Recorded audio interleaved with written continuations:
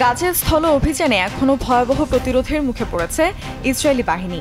সেখানে বিভিন্ন ফ্রন্টে প্রতিদিনই শত্রু সেনাদের সাথে যুদ্ধ চালিয়ে যাচ্ছে ফিলিস্তিনের স্বাধীনতাকামী গোষ্ঠীগুলো।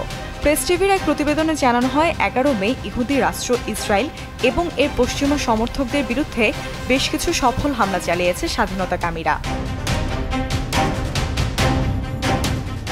প্রতিবেদনে জানানো হয়, দক্ষিণ গাজার রাফা ক্রসিংয়ের পূর্বে ইসরায়েলি সেনা এবং তাদের সামরিক যানবাহনের দিকে মর্টার শেল দিয়ে হামলা করছে আল কাসাম ব্রিগেড।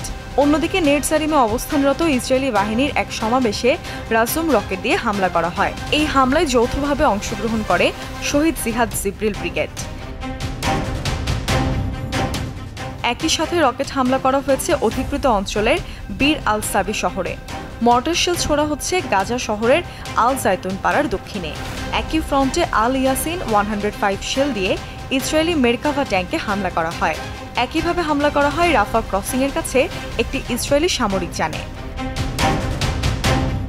গাজা শহরের দিকে অগ্রসর হওয়ার সময় ইসরায়েলি সেনা এবং তাদের সামরিক যানবাহনের একটি সমাবেশে বেশ কয়েকটি ভারী ক্যালিবার মর্টার শেল দিয়ে হামলা করে আল আকসা শহীদ ব্রিগেড।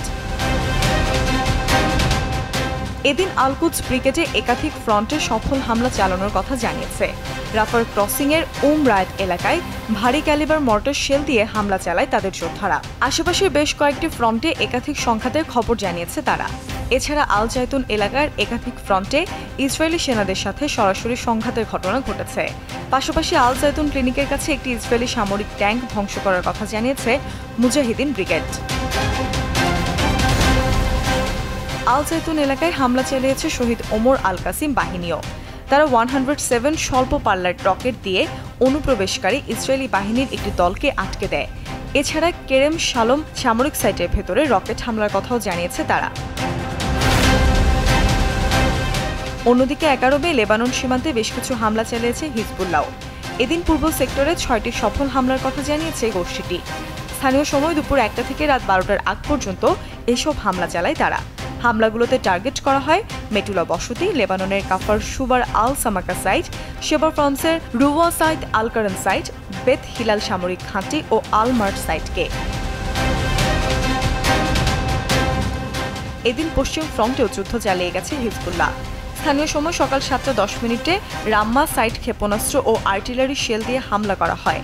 এরপর 8:30টার দিকে হামলা করা হয় জল আল আলম সাইটে।